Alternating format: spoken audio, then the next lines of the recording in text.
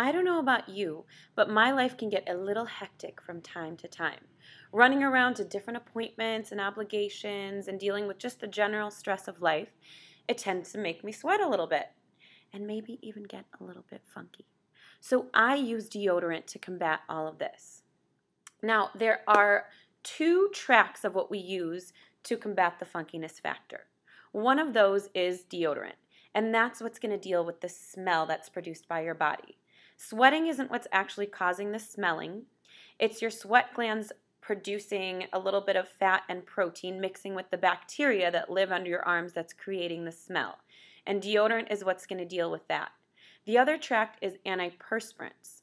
Antiperspirants are what's going to stop you from sweating. Now, sweating is a totally natural body function and everybody does it. But why do we sweat?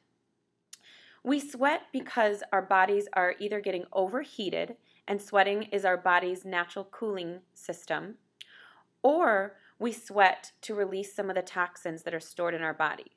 So I have to question any product that's going to stop my body's natural response to something, and that's healthy for me. So instead, I choose to use deodorant, and I like to use a natural deodorant.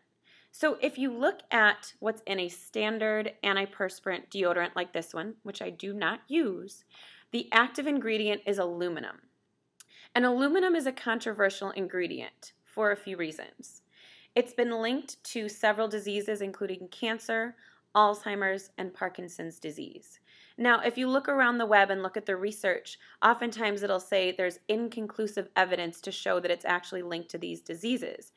For me, inconclusive evidence is not enough for me to continue using something like this and putting it directly on my skin, maybe multiple times a day.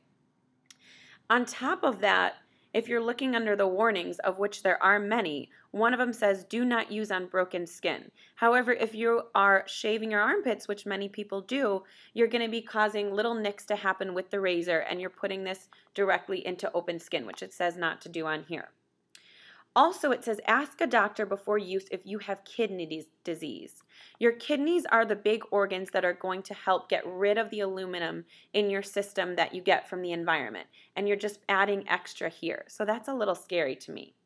And then the inactive ingredients are all things I can't really pronounce, a combination of letters and numbers, and a lot of these things are banned in Europe, but the FDA is approving them here in the States in small amounts. So even if the FDA says it's okay to use in small amounts, the majority of people are using this every single day, maybe multiple times a day.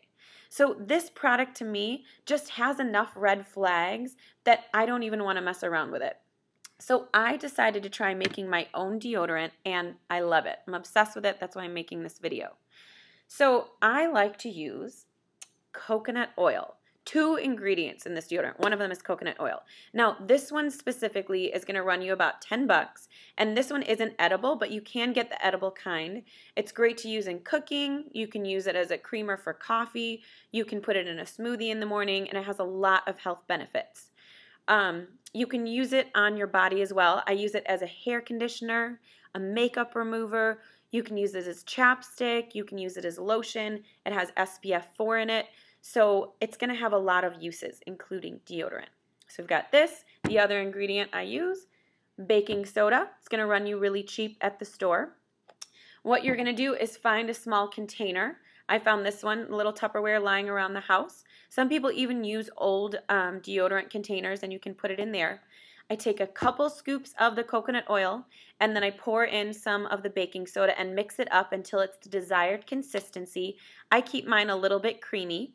You can leave it as is. I like the sort of fresh, light coconut scent. Some people use essential oils, and you can get lavender or something mint or rose and create a different scent for it. I like it just as is.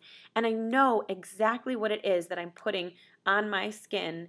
I can pronounce the ingredients, and it's cost effective. So I like to stay fresh with something that is natural, that I can use the ingredients for other things, and that is health coach approved. So go ahead, give it a try, and let me know what you think. Have a great day, everybody.